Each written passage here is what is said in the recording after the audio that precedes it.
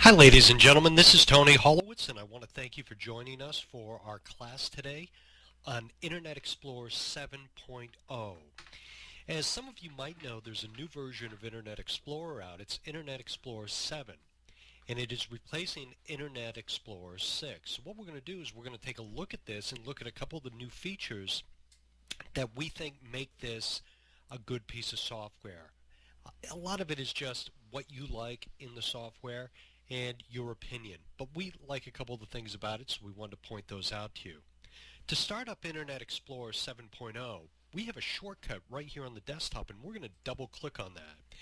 And as that opens up, one of the things I want to describe is when you use the internet or the World Wide Web, you have a lot of different options. And when we start this up, you're going to see what occurs is it takes us to a website called MSN. MSN is Microsoft's portal or search area, and this is the home page that was preset by Microsoft when we got the software. So for example, if we wanted to go to a different web page, let's say we wanted to go to, for example, Google. Well, what I would suggest you do is come up here to the location bar. In this search area, I'm going to click once, and because there's writing already up there, when I click once, everything is going to become highlighted. Now, a lot of times I see people delete this just to get rid of it so they can start typing, but you actually don't even have to do that. The website I'm going to go to is Google. And instead of typing in www.google.com, what I'm going to do is just start typing in the word Google. And when I do that, I'm now on my keyboard going to hold the control key down, CTRL, it's on the bottom left, and then I'm going to hit the enter key on my keyboard. So again, I'm holding the control key down and hitting enter. And when I do that, what it does is it automatically puts in the rest of the address. It puts in the www and the .com. So for example, if I want to go to CNN, I could go up there, just click in that little space, type in CNN, that's it. Hold the control key down and then hit enter, and it will put in all the rest. It's a little time-saving tip that I use all day long when searching on the web. So now we're at Google, and we can proceed to start searching for things if I so desired. But one of the primary things you'll do when using the internet is you want to have Internet Explorer open up with your favorite home page. In other words, if you want it to always open up to Google, what you can do is you can come up and change this to your home page. And there's a couple different ways you can do it. I'm going to go up and click on Tools and then Internet Options. And when I click on that, I'm going to have a number of options here. Now, because I'm on the home page of Google right now, this area asks me where I want to have my home page start. So in other words, if I want to use the current one, Google, I can just click Use Current, and it automatically puts in Google. So when I click Apply and then OK, what will occur is now the next time, and I'll shut this down just to illustrate that point, the next time I start up Internet Explorer, the home page will automatically open up to Google so that I don't have to bother going there. It's replaced MSN. Now, one of the biggest differences in this version, and the primary difference in my opinion between this version and the older version, Internet Explorer 6, is the fact that this version uses something called tabs. And I want to draw your attention to that. As you see, Google opened right up because I set it as my home page. If we look in the top part of the page, you're going to see right here, this is a tab similar to a folder tab that you'd see on like a manila folder as you're working in a file. There's a tab right here as well. And what you can do is you can work on more than one page at a time. So say, for example, that we want to keep Google right here, but we also want to go visit Yahoo. Well, if I come up here and click on this little tab, what's going to occur, it's going to open up a brand new page that is in essence blank. If I go up top right here, and it's already been selected for me where it says About, Tabs, and I just type in Yahoo and then do Control Enter, now this second tab is going to look at the home page of Yahoo. So my first tab is Google, my second page is Yahoo, and I can have multiple tabs. So there's my new page.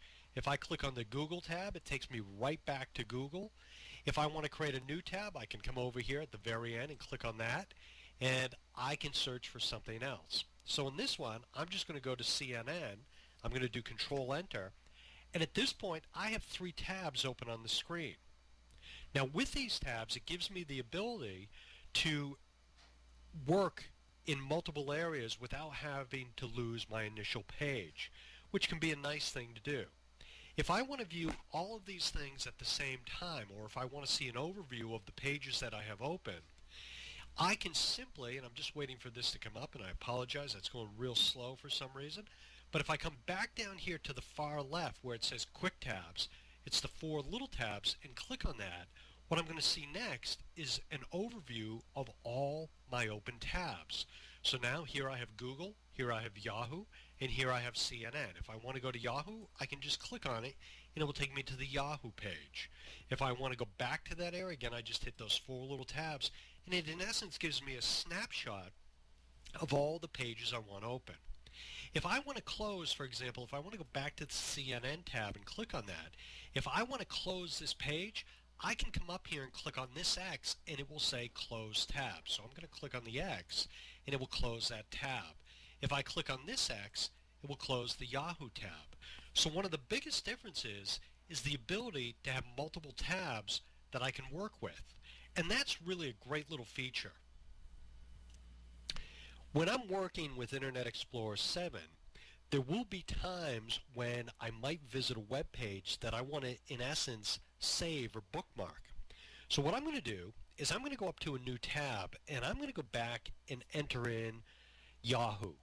And I want to show you a couple different ways you can deal with this. First of all, I'm going to go up top and I'm just going to type in Yahoo, and you'll see because I had previously visited Yahoo, I could take my pointer and just click right on this, and in fact I'll do that, and it will take us right back to Yahoo. But let's say that this is a page that I want to save for future reference. Well, up here on the top left-hand side, I have an area called Favorites. And this first star, the big star, is called the Favorite Center, and I'm going to click on that. And when we get to this, you're going to see I have 2 little folders right here. Now what I've done is I had a lot of favorites in here, and just to clean it up, I put them in 2 separate little folders. I'm going to click away from this, and now I'm going to go here to where it says Add to Favorites, and I'm going to click on that. And now, because I'm on the Yahoo page, if I want to add it to my favorites, I can click on that and add it to my favorites. Now what will happen is when this pops up, it will give me a little more detail as to what I want to call this particular page and where I want it to be created. I'm going to ask you to ignore the create in for just a moment, and I'm just going to simply click add. Now, as you get more used to saving things, you're going to find you have different ways you can organize that information. If I come back over here to the favorites area and click on the big gold star, you're going to see now there's a link to Yahoo. Let me get away from this for just a moment. If I want to right-click on the Yahoo page, anywhere in the white area where there's really no writing, you're going to see another way I can add it to the favorites is simply right-click on a page, click on Add to Favorites, and the same dialog box will open up. So all it did is it saved me from coming up here and clicking on the favorites area. So what I'm going to do is I'm going to click Cancel because I don't want to add that, and then walk away from that area. Now if Yahoo, for example, is something that you use all the time, you know, you might have certain favorites you visit once a month, but maybe Yahoo is something you come to all the time on a daily basis or maybe even an hourly basis. Well, another thing you can do is I want you to observe up here where it says www.yahoo.com. They happen to have a Y next to this. I'm not as concerned with the Y as just this little area right here where the Y is. If I click on that area and hold, I can literally drag this information down and see right here where it says links. If I drop it on this area, what I'm doing is I'm now putting a little shortcut to Yahoo right here on this toolbar. Now if you don't have this toolbar, I'll address this in a little bit, but this might just be hidden. It might be you just have to bring it out. So again, I'm going to go to my Google tab, and now that you see Yahoo right here as a shortcut, I'm going to go up to Google. I'm going to grab this little area right here just to the left of the HTTP. I'm going to click and hold and drag it down, and now you'll see like a skinny capital I a black. When I get that, just let go.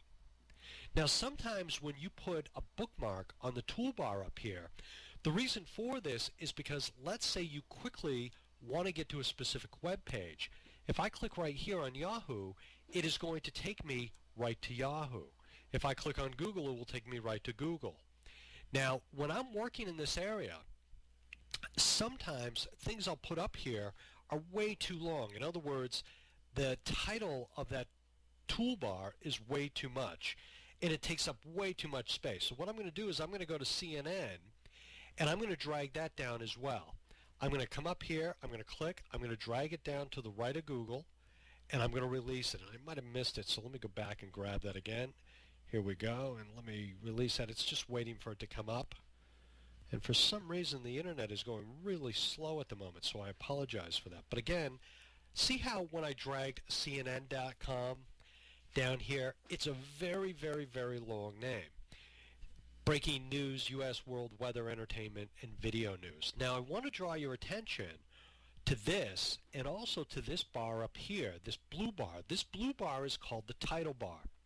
For those of you that have websites, the title bar plays into the search engine rankings. In other words, to a certain degree, your title or title bar is sort of a preview or an outline of what this website offers. And again, what I'm seeing right here is what's up here on this blue title bar. Now obviously, if I want to put maybe the 9 or 10 most important things up on this bar, well, that takes up way too much space. I don't really need that. All I really need to know what it is CNN. So I'm going to put the pointer on this little quick link, and I'm going to right click, and now when I get here, I'm going to go down to where it says properties, click on properties, and what will happen is it will tell me what I can do with this. If I click on the general tab, you will see that this is the name or the property of this link. I'm going to click delete, and I'm just going to simply type in CNN, and I'm going to click OK. And what I've in essence done is I've renamed that link from that very long one to just simply CNN.com. And the reason you want to rename these things is because sometimes if it's very long, you can fit less up here on this quick access toolbar. So again, I use this toolbar for the majority of the things that I want to get to on a regular basis. You know, it's a great way to be someplace on a web page and be able to get to Google or Yahoo or maybe the most important pages quickly and easily. You can even put the website for your company on that toolbar. Sometimes when you visit a website, you might decide that you want to send the information about that website to a colleague or someone you know. What I'm going to do is I'm going to go to my website, johnanthonygroup.com, and when I get there, what I'm going to do is I'm going to do two things. I'm going to bookmark this right in my little toolbar section and also address an issue that has come up when visiting my site. One of the new features of Internet Explorer 7.0 is the fact that they have what's called a phishing filter. And I use my site as an example of the pros and cons of this. What phishing is there can be websites out there that are really not the websites you think they are. So Internet Explorer has devised a way to try to say to you, hey, wait a minute, double check this website, make sure it's real. Although my website comes up, and there are ways to get around this, which I'm actually in the process of doing by reporting that this is a valid website, although this has come up, what you can decide to do is turn on or turn off the automatic phishing filter. Now, it's a personal preference, but for example, a lot of times you'll get an email that will say, hey, we are contacting you from your bank, bankofamerica.com, for example. Click on this link to log in and access your account information. Now what happens is anyone can send you an email and put in a link that appears to be going to a website, but the reality is it's going to a fake website. That's what's called phishing. So if a link takes you to a fake website, maybe instead of going to Bank of America, it's Bank of America, and America has two A's, and they've registered that domain name, maybe you won't notice that it's not really Bank of America's website, it's a slightly different website. The concept of phishing is they hope they can draw you to that, type in your username and password, hence, at that point, they have your information so they could turn around and go to Bank of America and log in and potentially steal some money. Now, I mentioned Bank of America because it's one of the banks in this area, but it could be any bank. It could be any kind of financial institution. So this phishing filter is a tool that they try to identify valid and invalid sites. But as you see, my site, John Anthony Group, which is just my business site, comes up as a potential phishing site, and I guarantee you it's not. So what I'm going to do is I'm going to turn off the automatic phishing filter, and I'm going to click OK. Now what it will do is it will take us to our website, and what I can do is I can now bookmark this on my toolbar. I'm just going to drag it down right there. If I wanted to share my web page, or any web page for that matter, with a friend, well, I could call them up on the phone and say, hey, go to johnanthonygroup.com. But if it's a difficult or an unusual address for that particular page, then it can be a little tricky to work with. So because of that, Internet Explorer is giving you an easy way to send this page to someone. If you go up and click on File, and then you go down to Send, you can send the page by email or the link by email, and I think the link by email is just as easy. So I'm going to click on link by email, and what's going to happen is it will open up your default email program. In this case it's Outlook, and what it's done is it's taking the heading or the title bar of my page. It says computer training in Boston, New York, Philadelphia, and it's put it in the subject, and I can obviously change that, but now at this point I could type in an email address and then press send, and it automatically put my home page address right in the subject area, or I'm sorry, in the composition area of the page. So it's very easy to send that, and it's a great way to communicate information to other people without you having to get real complicated with it. And some web pages have much more complex addresses, so that's why that's such a great little feature and a good thing to know about. I'm just going to shut this down because I'm not actually going to send this. I'm just going to come up and click on the X in Outlook. Now another thing, sometimes you might come across a web page that actually you don't really want to bookmark up here, but you want to remember how to get back to it. Another little tool, a little something you can do is, again, if you're on a web page and you right click on that page, what you will see is you have some options here. Again, as a reminder, you can add it to the favorites from right here by right-clicking on the page. And again, try to right-click in an area where there's no writing or no graphics. But I'm also going to click on Create Shortcut. And what it will do is it will take a shortcut and put it on your desktop, because it can't put it right here. So if I click Yes, and then go down and click on this little icon here called Show Desktop. Now you might or might not have that on your computer, but I'm going to click on this and you're going to see now there's an icon right there, Computer Training in Boston, New York, Philadelphia. So that link is something that I can double click on to quickly get to that home page. So there's all kinds of little features that you can use, a lot of little things you can do with Internet Explorer. In a different part of this training, we're going to explore some of the other little things that are not necessarily 100% new, but things you can do and work with within Internet Explorer. Things like printing, zooming, changing different parts and features of Internet Explorer. I hope you enjoyed this class. Again, we're just trying to give you an overview of Internet Explorer. As always, if you have questions, please communicate with us. Ask us what those questions are. And a lot of times we'll take those questions, create little tutorials out of them for yourself and for other people. I want to thank you very much for being here. We appreciate you taking the time to learn a little bit about Internet Explorer, and we'd like you to have a great day. Thank you so very much. Again, my name is Tony Holowitz from the John Anthony Group. Have a great day.